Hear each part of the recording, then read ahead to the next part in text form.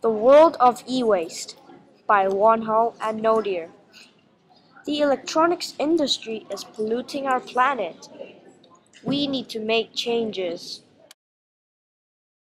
Our resource is electronics. People around the world use electronics to manufacture, to work, or for just surfing and playing games. Nowadays, electronics are one of the essential needs for everyone. People do their work on computers, get information from it, and shop with it.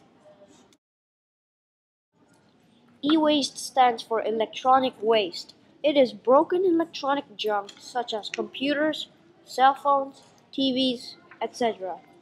The amount of e-waste is increasing rapidly because companies design the computer to go to the dump as fast but gaining trust at the same time. When e-waste is destroyed, harmful chemicals such as lead, mercury, and flame retardants poison animals' food and bioaccumulate. For example, algae eats the mercury. The plankton eats algae and gains more mercury. Then the small fish eats the plankton and gains even more mercury.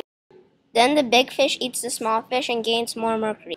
The biggest fish eats the big fish and gains more mercury. Then the bird eats the biggest fish and gains the most mercury. Companies have to mine to get resources. Unfortunately, there is no way to replace mining with a more sustainable way, so we can't do anything about that. While producing the computers, we can lessen the amount of toxins in the computer, or don't use toxins at all. For mining, shaft mining is the most sustainable way, but it is very dangerous for humans. Shaft mining won't destroy as much as habitats as the other mining ways because it digs down, while producing the computers not using toxins will not contaminate the land and water, and that will help the animals stay healthy. In the year 2000, alone in the US, there were 2,124,400 tons of e-waste, and there are 5 pounds of lead in each old fat computer. That means there are at least 10,622 tons of lead in the US. The conflict is going to be between workers who recycle and owners of companies. Because the workers don't want to breathe in toxins, they ask the company for a better working environment. But owners don't want to spend money on that, so they end up fighting. Since we have to mine in order to make electronics, we can't stop mining. However, we can make laws about restricting the distance between the mining site and the village, or limit the amount of toxins being released.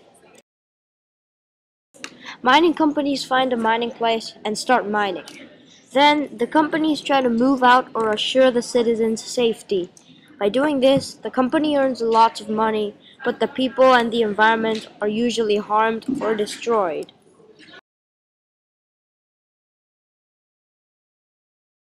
The estimation is that in 2010, 250 million computers will become obsolete and 300 million TVs will be chucked out, creating growing environmental and health problems.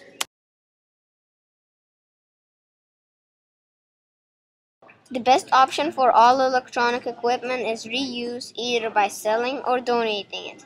It makes it possible for others to use. However, sometimes reuse is not an option. If no one can use it, then we should do our job and recycle it responsibly.